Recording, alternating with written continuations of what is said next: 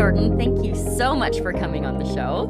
Yes, Dallas, thank you so much for having me. I'm so excited to be here. We're going to talk about all things VIP Day, and which I think for our listeners is the perfect offering to start thinking about now, because a lot of the coaches who tune into the show, their businesses are relatively newer and therefore they don't have a course or even a scaled program.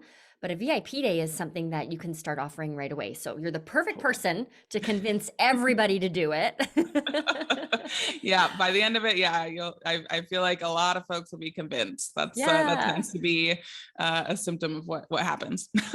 So before we dig in, I think we should just start at the top. Can you Yeah, share with us what a VIP day is? totally. So how I define VIP days is it is a 4-figure offering. So none of that, and I don't accept 997 either.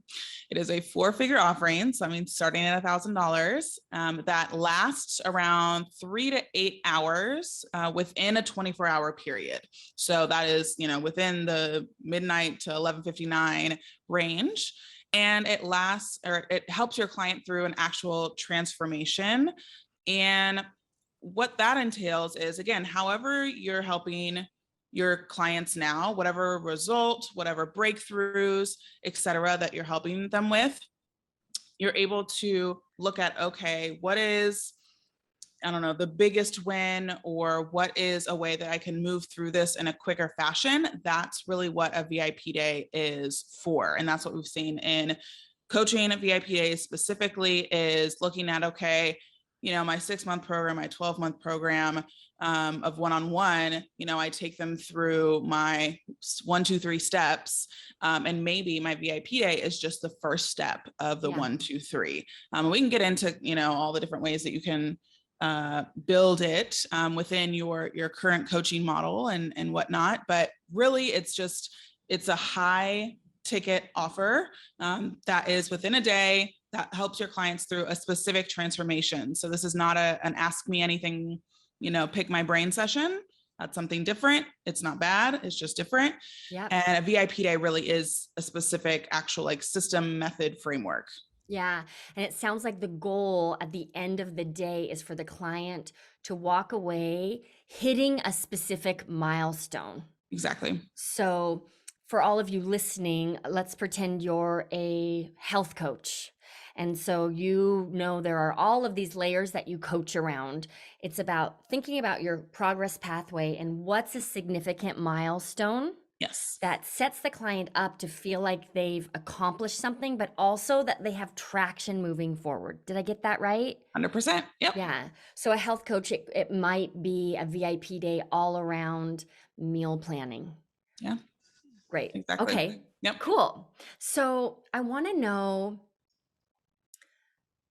the question I really have is, what do you say to a coach who says, "Oh, I'm not ready to offer a VIP day"? Mm-hmm. Yeah. Usually, people try to delay having VIP days. I think it's the word VIP that that tends to ring that bell. And I want to let you know that, my VIP days, quote unquote, are virtual. They're not at a Ritz-Carlton with champagne and, butlers and stuff. We're on Zoom, and, I DoorDash some lunch, and we're just working together through Zoom.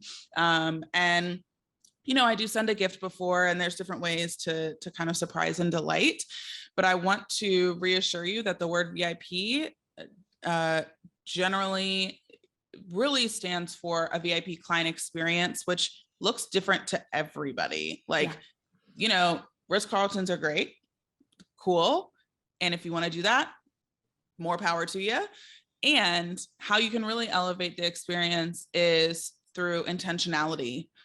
And that's really what I teach my clients, is give the gift of intentionality, of letting them know that you've thought through every part of this process, and that it is a supportive way to work with you. Because, with a VIP day, why clients like VIP days is because they're quick.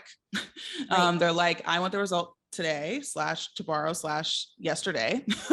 And how can we make that happen? And if you show up and are like, okay, we'll kind of like just sip some champagne and figure it out, that's not necessarily, fully grasping the VIP experience. Mhm. What does actually resonate is, okay, here's my, 3-step framework, ABC. We're going to do A, from 10 to 11. We're going to do B from 11 to 1, and then C at 1 to 3 or whatever. And we're going to go through this process together, and we're going to have a really, great lunch in between. Like there's elements around that can be elevated, but at the same time, it's really, really about intentionality. Right. And so really thinking through what that day looks like is going to make your clients feel like it's a VIP experience, a lot of times more than all of the bells and whistles and things like that. So that's usually the first part of VIP that people struck with. And then usually the second part is the pricing. And depending on, how long you've been a coach, how many clients you've had, et cetera. I'm not like the pricing guru of all the pricing things. However, what I encourage a lot of people to do is, again, exactly like you said with the health coach, if you're looking at your full transformation and maybe that first milestone is meal planning, looking into, does meal planning usually take you 1 to 2 months of sessions? And if so, then try offering, say if your coaching is like $1,000 a month or something, try offering a VIP day for $2,000 for a day, because you're taking that 2-month, $2,000 transformation and pulling it into one day. And that should be your starting point.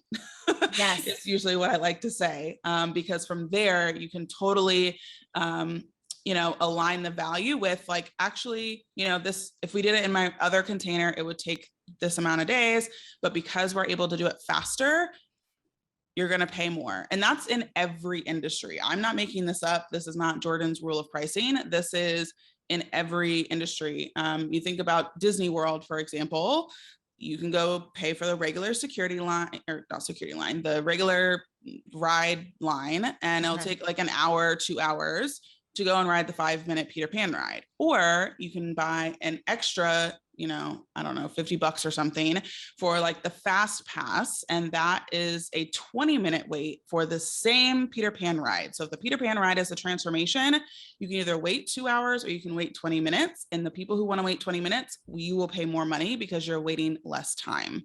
Yeah. So that's really how I like to showcase and give an example of how this is happening in the real world. This is happening in a lot of industries that you experience every day. I'm just bringing it to our world of coaching, consulting, courses, all of that, to where, you are able to create an experience that lasts just one day, and that should be priced accordingly because it's faster. Yeah, I think you dropped so many gems here. I'm going to try to pick them up and reflect back. So the first piece, for anyone who feels like I'm not ready, if you offer one-to-one coaching, you're ready. You've ticked all the boxes in terms of your qualifications to be able to offer a VIP day. Totally. The other thing I love that you spoke into is VIP. And what does that mean? It's interesting because inside my program, we had a little bit of a debate around like, is there another name for VIP Day? And we were brainstorming, what can you call it instead? And then one of our members, his name is Brian, he's like, hold on, everyone stop.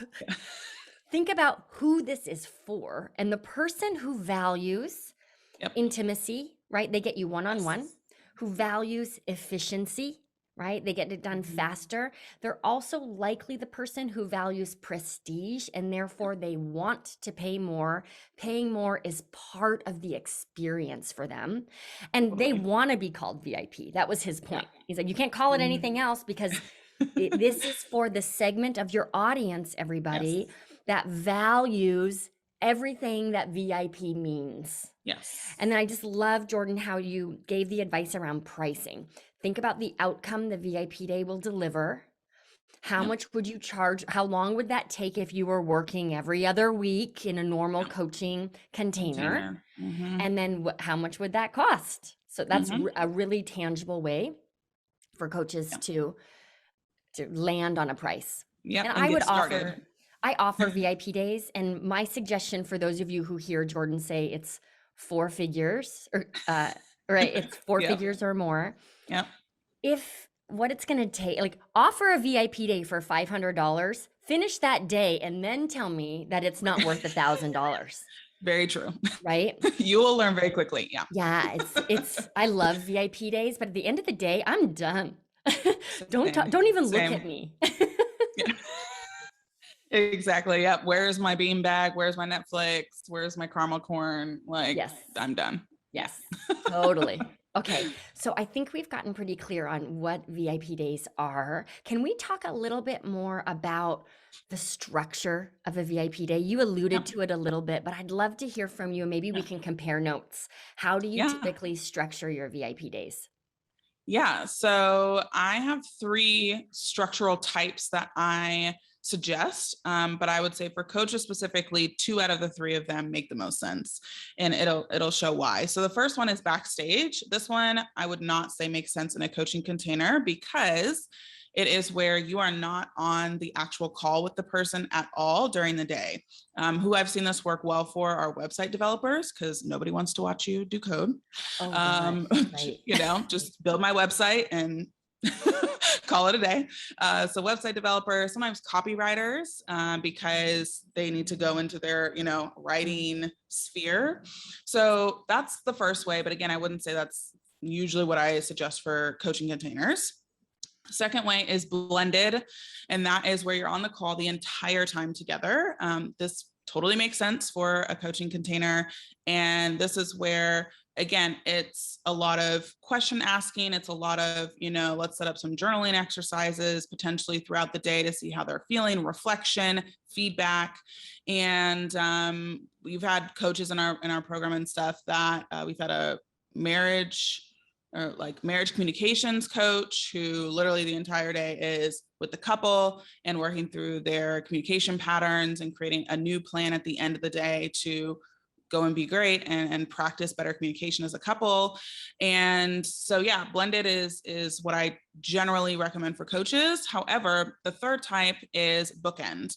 And it sounds like it looks when you visualize it, where you can either have, you know, a call at the beginning and the end of the day, and then during the middle is where your clients go off and either are doing some sort of exercise, or they have to have a conversation with somebody, or they have to go and do something, and then they come back, you know, at the end and you discuss what happened. Or you can have a call at the beginning of the day and they go off and are good to go, and they send you reflections at the end, either through Voxer or whatever the case is, or you have them go and do the exercises, and then the second half of the day or at the end of the day, you actually reflect and go over their feedback and their experience of what it is that you had them go and do. So again, that kind of looks different depending on your expertise, but I've seen coaches do bookends as well. Generally, they do the call at the beginning, call at the end, and there's some sort of activity, conversation, experience that they need to go do out on their own. And that's a really cool way to make it really, you know, it doesn't have to just be like, you know, me and you on Zoom. It can really be interactive. It can be, I've seen quite a few coaches that will send really awesome like gift boxes that are kind of like welcoming and are like, don't open until the VIP day. And there's a candle, there's journal paper, there's Post-its, there's all sorts of stuff. There's actually somebody I know that sends like an MP3 that people can listen to, and it has certain journal prompts and things like that happen during the day, but it's during their like quiet reflection time. There's so many creative ways to set up your VIP days that people think generally it's just you get on the call and you talk to them, but it can be so much more expansive than that if you choose to. So I would say backstage, blended, and bookend are the 3 types, but I would say for coaches specifically, blended and bookend are the way to go. Yeah, that's great. That's great. So I think the way I look at VIP days, I'm just going to riff off of what you said because I'll speak more about the actual structure, but I look at like experiential, linear, and layered. So we have a member of our program who does equine healing. So just like you're working with horses, right? Well, right, yeah. Perfect VIP day in person, right? Oh, that's cool. So she could start the day with um, like horse riding, right? And Right. and then in the middle might be healing or processing what came up from the equine experience, right? Yeah. And end the day again Mm. back on the horse. She also does work Yeah. with goats, which is amazing too. So you could end the day with some goat yoga. Oh, that's So I awesome. think that's one type where the transformation that you offer as a coach is, so anyone who's a life coach, like a straight life coach, an Yeah. experiential day, which Yep. I think for you would be the version of blended, right? Yeah. Where we're going to Yep. talk, you're going to go and work on your own, we're going to come back, and there's a process unfolding here. Yeah. Yeah. And then the second one is linear, Hmm. where that's the category I think I fall into. I have a 7-step Yeah. process, and I can pull step 4 out of that, and we can spend the whole day moving through step 4. Cool. And how Yeah. I typically organize those VIP days is I think about 90-minute sessions. So we Nice. begin with a half hour of Hmm. warming up and settling in and intention setting. And Hmm. then we've got a 90-minute pocket where we work on phase 1, take a break, 90 minutes for phase 2, take lunch, Oh, nice. check back in, like adjust the agenda where we need to, and then a final 90-minute window. And that Yeah. structure seems to create a full day that doesn't overwhelm the client, which is a mistake I Totally. made early on, thinking a VIP day was just about piling on as much information instead of really thinking about the experience. Yeah. Yeah. Yeah. I And then agree. for me, layered is a combination of those two. But Yeah. Cool. yeah, Yeah. I thank like you for that way of sharing thinking of it. those. Yeah, thank you for sharing your categories. That makes a lot of sense.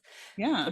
Can we talk about VIP day mistakes? I just mentioned one, and Sarah, if you're listening, I apologize. This is like my first ever VIP day, Yeah. and I just told her everything I knew, Right. basically. Yeah. And I think during the day, she felt like, wow, this is valuable. This is so much. But Right. she left not set up for success at all. Yeah. It was too much information and nothing that was actionable because I just overwhelmed her. Are Yeah. there other common mistakes that you see coaches make in the way they structure their VIP days? Yeah, yeah, for sure. I think that that's definitely a big mistake is I think VIP means I just give, the whole farm and not think about the intentional pathway.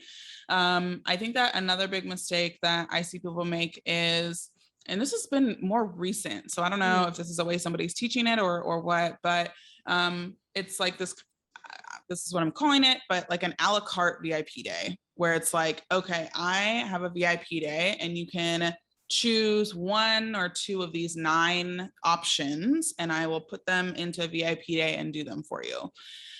The reason that I do not suggest you do that is VIP day folks like to work with experts. So if you are giving them, and a lot of times it's systems people who do this, and I am a systems person, so I know this very intimately, Right. to where I can set up a system for generally anything. However, I am an expert in client management systems. That's like my main jam. And so, but what systems people do, or what, again, a lot of different people will do, will say like, I can set up your Dubsado, I can set up your Evergreen webinar, I can create your ClickUp, I can build your Airtable, I can, and like whatever 2 or 3 things that you want from this list, I will do in the VIP day. And I think that that just creates more chaos than anything, because if you're having to create what the day is going to look like based on these like 9 or 12 different options, then you're basically having to recreate. I mean, I don't even know how many combinations that is, but it's a lot of different offers Right. technically for Right. one day.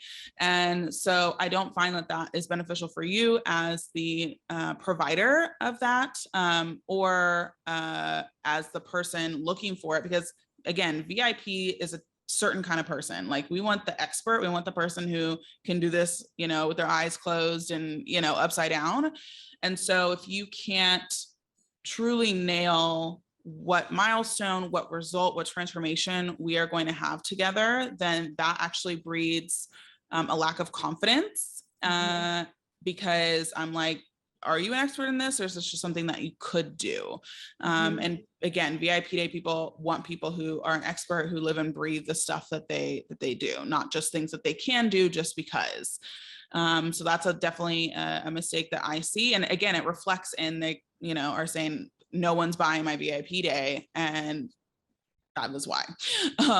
And so I would say that's a mistake. And then another mistake is not asking enough questions before the VIP day, because they're like, well, I don't want to overwhelm them. I don't, I'm just going to ask like 3 or 4 questions, which is like not enough to really grasp what is happening with this person in order to maximize the amount of time you have with them. And again, if you really want to make sure that they have success after your VIP day, you need to know where they're at, where they're coming from, where you're going to take them, and then where they can go afterwards. And that really starts at the very beginning and the questions you ask. And if you feel like you're going to have your VIP day run long, or if your VIP day runs long, a lot of times the issue is you did not ask enough questions up front, because you're having to ask them during the day, and it's delaying the action, or it's delaying what actually can happen on the day. So that's definitely one that I see. I mean, we have clients who have 4 to 5 hour pre-work questionnaires that it takes their clients 4 to 5 hours to look at, and always have it to where your questionnaire can be saved as a draft. So because again, if it is longer, like your client may have an hour here, or they're at the grocery store for 30 minutes or whatever the case is, and you just want to make it easy for them to fill out. And so that's a really big part of it too, which I know Google Forms can't do that. Airtable can't do that. A lot of software can't do that. Dubsado and Honeybook are great with those things. And those are usually what I suggest for most people. Yeah. I actually just use a Google document with the questions in there. there. That works too. Yeah, exactly. So people can type in there and it saves it. Yeah. That's easy. Okay. Got it. So I want to just clarify one thing. When you talked about the mistake of a la carte, I can feel some of our listeners being like, but there's so much that I do, right? but. So here's the distinction I heard, and I want to make sure I heard you correctly. Yes. Yeah. Mm-hmm. You weren't saying that I'm not allowed to offer 3 different VIP days that I have designed with specific promises. Basically, what you're saying is don't make the mistake of letting the client design the VIP day. Correct. Yes. 100%. Yes. Got it. Good. So don't worry, everybody. You can pick. You can have a menu of different transformations that are provided in the VIP day, but this choose your own adventure can be a nightmare. Yeah. Exactly. 100%. Great way of explaining it. The other thing I want to underscore, you talked about how asking questions in the beginning is so important, and to keep on track and make sure you deliver. I think it's also important so that the client's expectations are met. If you don't ask enough questions and really understand what their goals are, you're likely to not, they're going to show up thinking you're going to like design their whole year and their whole business and implement. And that's not realistic, but they've probably never had a VIP day experience before. Exactly. Yeah, that's so true. It's about setting expectations. And I've actually heard from the client side, people coming to me and saying, they didn't really ask me that many questions beforehand, and it made me really nervous because it made me feel like you won't have everything that you need, and how could you possibly understand what I'm going through, or what's happening with me based off of a few questions.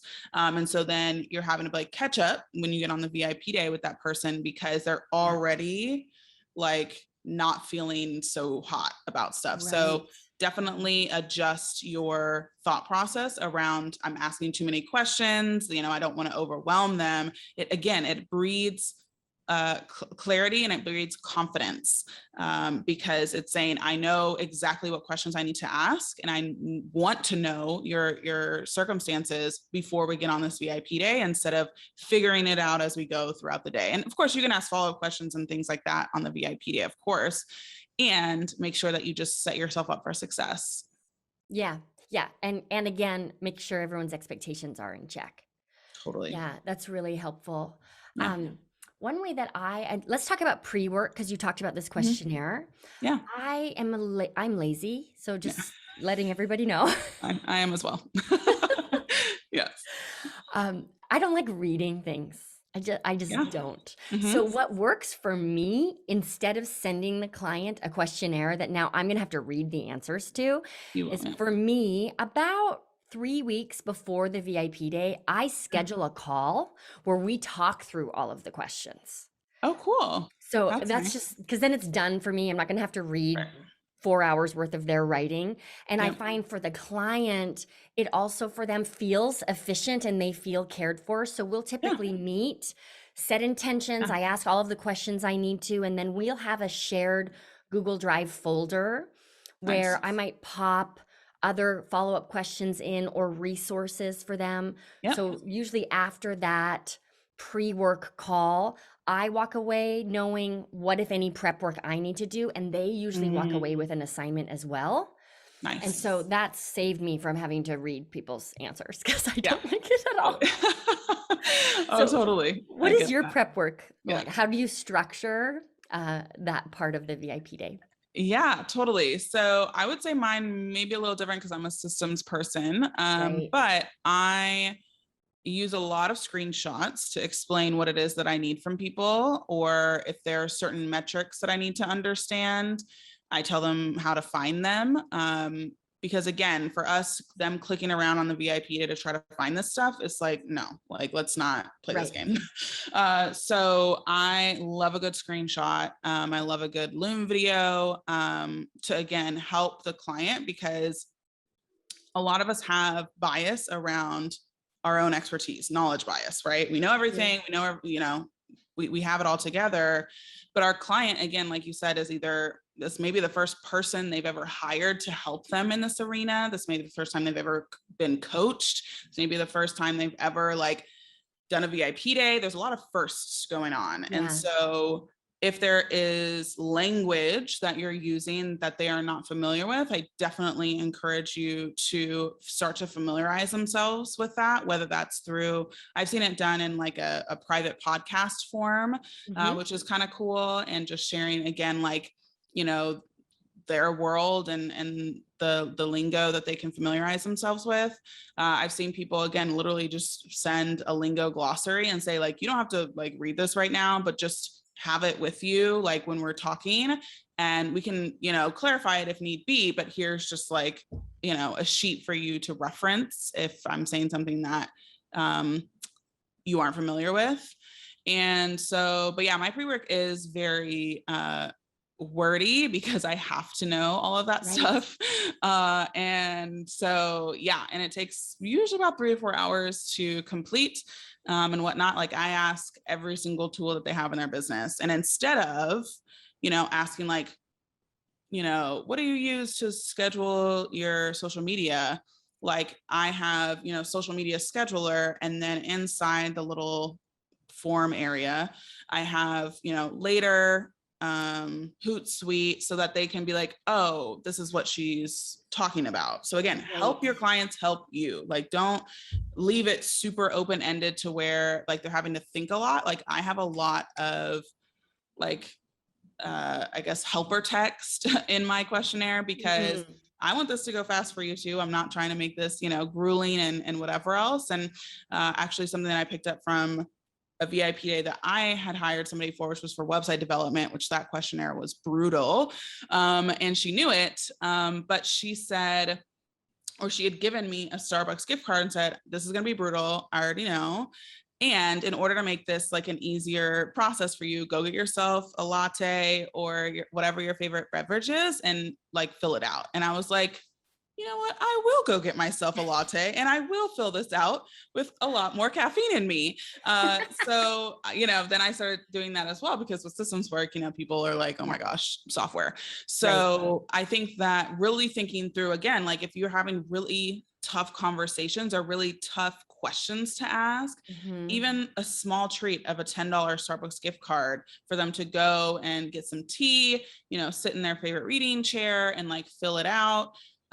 really does go a long way, because it shows, again, intentionally, you already are anticipating their needs before they even start the day. And how like wonderful is that? Isn't that what we all just like want in life, right? Yeah, right. Okay. So, my takeaway around this pre-work conversation is be very thoughtful about the experience you want your client to have, Mhm. and then how can they best prepare for that? So Yes. Jordan is all about, her VIP days are so systems focused that of Mhm. course it makes sense that she has to ask a slew of questions. You have to get so much clear information so that you can really have traction during that VIP day, Mhm. where so much, my VIP days are usually around designing a course launch. Oh, And cool. so Yeah. that is where we just use our own Right. creative intelligence. So the That's cool. information I need in order to be successful is more about your target audience and what you're thinking about your course and what is the outcome and like that kind of stuff. Yeah. So for me to gather that in a conversation, I actually get more insight than, and then I also don't have to read answers on form. So again, think about the prep work that sets the client up to have the ultimate VIP day experience. Do not hold back on prep work because you don't want to inconvenience people, because all you're doing is delaying the inconvenience, and then that happens on the day itself. Yeah, exactly. So true. Cool. What, if any, follow-up do you do post VIP day? Is there any additional support you offer after? Yeah. So for me, I usually will do 30 days of Slack support, because I'm not in my inbox anymore. And so it doesn't make sense for my clients to send me anything in there. And so I bring them into like my team Slack, and they're able to send me questions, or have me do an extra Loom video if they need it or something like that. And they have it for 30 days. And about 90% of my clients I never hear from, because it's set up and they're ready to go. But it helps to actually alleviate during the sales calls the question of, but what if, Right. and whatnot, again, especially with systems. But they're pretty um, well thought out. The actual deliverables are pretty well thought out, in the sense of like, I'm creating tutorials, I am creating ways for them to either train their team to do things, all of that. And so that's what I do. But I've seen people who do 2 weeks of Voxer support. I've seen people do a 30-day follow-up call. I've seen folks again create tutorial like full-blown like courses of tutorials for their clients. I've seen private podcast feed version of their call together. Again, maybe they separately create like a private podcast of affirmations or things that they can listen to on a daily basis to help keep them in the movement and in the flow. And you can also anticipate, if you know your clients generally 2 weeks from a VIP day start to have a break, like meltdown, you can intentionally put a podcast episode 2 weeks from the VIP day and have it be dripped. That is like, hey, these may be some of the feelings that are coming up for you today. Here's how we can overcome them. Here's how I'm going to encourage you to move through it, et cetera, which creates a really awesome way to extend your VIP day experience without it having to be you, stating what needs to happen at that very moment. Yeah. So what I'm really hearing, Jordan, is it's all about intentionality. Amen. Right. So rather than slapping together okay, I'm going to do free Voxer support for a month because that's what people do. If that is not in service to the client, it's just not the right idea. Agree. So just really thinking about the best form of follow-up support to help the client accomplish their goals and to set you up to suddenly not find yourself in a on-call private coaching. Here we go. I guess I'm just working for free for you. Right? Exactly. Yeah. Exactly. Yeah. Yep. Okay, great. All right. Before I let you go, I just want to know a couple of your favorite tips for selling VIP days. Oh, yes. Good old sales. So I do not have an MBA. I did not study sales. I have no like formal sales experience in any way, shape, or form before I became a business owner. And so I have had and experienced the like, I hate sales. I'm not good at sales. I never will be good at sales. It feels gross. It feels sleazy. I've had all those feelings. And now, like, I love sales, which is Same. like so fascinating because looking back at where I was like, no. But I love sales because I know that I get to help people and serve people. And if they don't see it as the right fit, that's okay. Like, I'll find somebody else. And, you know, I hope that they're well and served in their endeavors. And there's enough people for me to help. And I think that's where a lot of people get stuck is, oh my gosh, I only have 2 sales calls this month. And so both sales calls have to go well. And then all the, kind of desperation and you're kind of grasping at people versus showing up in more of an open hand. I think of it as like closed fist, open hand. Like if you're having to like close fist around the sales call, like open up your hands, take out the tension and say, hey, I'm here to help you. How can I do that? Right? When you think of people who are very service oriented, I feel like generally their hands are always like open, kind of in this V. And that's how I visualize sales. And so, I encourage a lot of people when it comes to selling that think of it as service, which a lot of people, share and have that reframe around, and also recognize that there are plenty of people to help in whatever arena it is. Okay. There's however many billions of people in the world that you could help. But I don't think we're all trying to serve the billions at this point. And so even if you have a low sales call month, like then just go out and start talking. Like, I think that for me, I had a rule around, and again, I'm a numbers data person. So I knew if I talked to about 20 to 22 people in my DMs or in email messages or whatever the case is, that I would probably talk on the phone to 8 to 10 people and I would nail 4 to 5 VIP days and like sell them. So then my goal became talk to 20 to 22 people every single month.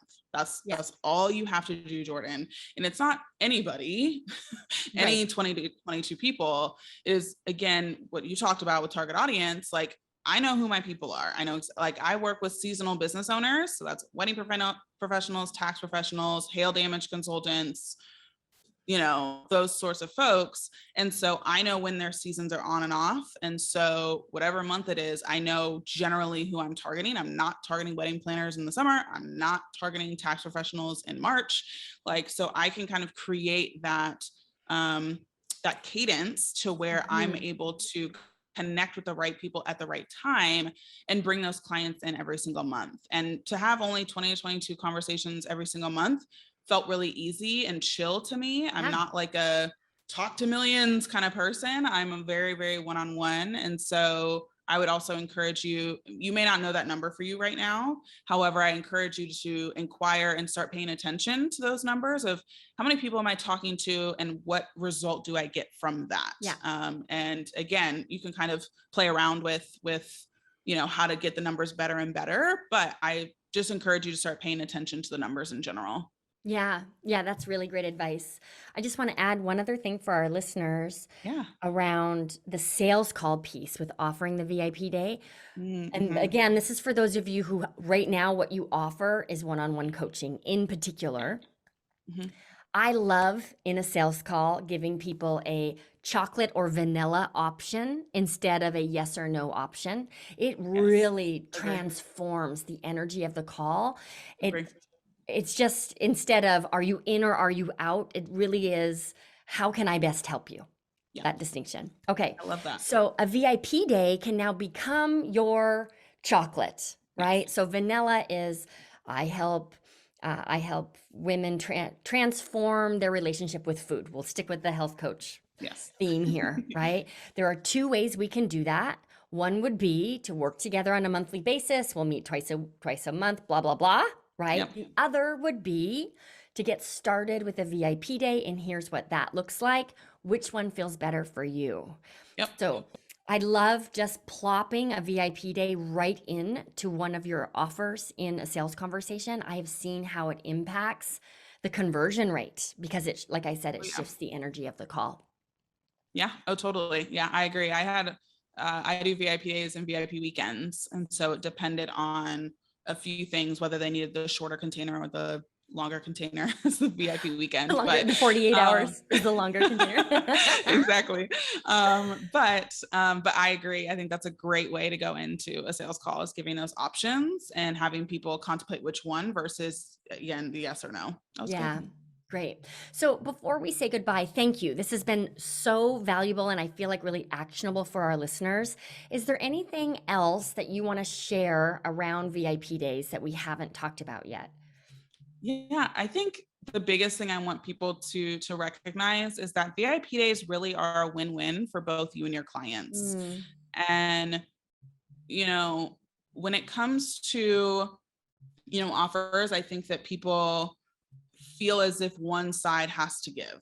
Like, whether that is, oh, I should, like you kind of mentioned, I should create, Voxer support in between our calls because I mhm. don't want the client to feel disconnected or that like I'm not reachable or things like that. And we kind of do that. We sneak things in because we think that we have to justify or adjust to the client feeling like this is a win, but that's not a win for us. And if it is a win for you, great. Right. Right. But a lot of people will stuff things like that into their offers because they're trying to make it such a win for their clients that they're willing to sacrifice the win for themselves. Mm, And what I love about VIP days is the natural boundaries in which the container is. Like, it's a day, like the yeah. end, like that is The that is sun is it. setting. It's time to say goodbye. Right. Right, exactly. It's just natural. And it's a win-win because it empowers your client to be clear in what their needs are. It Mm, empowers you as the provider to be clear in what your services expectations are as well. And it's just a really beautiful way to create a really quick, impactful win. yeah. And so I really encourage you, if you have the fears about the VIP or the pricing or any of these things, like I really encourage you to recognize that, the length in which you work with somebody isn't what brings the transformation. Yeah. It is truly, again, what I've said millions of times on this podcast, is the intentionality in which you come to the offer with. So that's something that I definitely want to leave your listeners with, is that VIP days really, really are a win-win. No one is missing out because it's only a day, right? No one is feeling like you're being left on the side of the Mhm. street or anything like that. It really is like a beautiful experience for both of you. Yeah, it's perfectly said. Perfectly said. And actually, for the client, the fact that it is a day is the reason they're doing it. Yeah. Right? Yep. That's Newsflash. great. Yeah. Jordan, I love VIP days. So this was such a fun conversation for me. And I really think that Yeah. we've accomplished our goal of convincing all of our listeners Yes. to try this on. So thank you so much for Yes. bringing your wisdom and your expertise to the call. This was really fun to have you. Yeah, absolutely. Thanks so much for having me, Dallas. Of course. All right, everybody. We'll see you back here next week. Thanks for tuning in.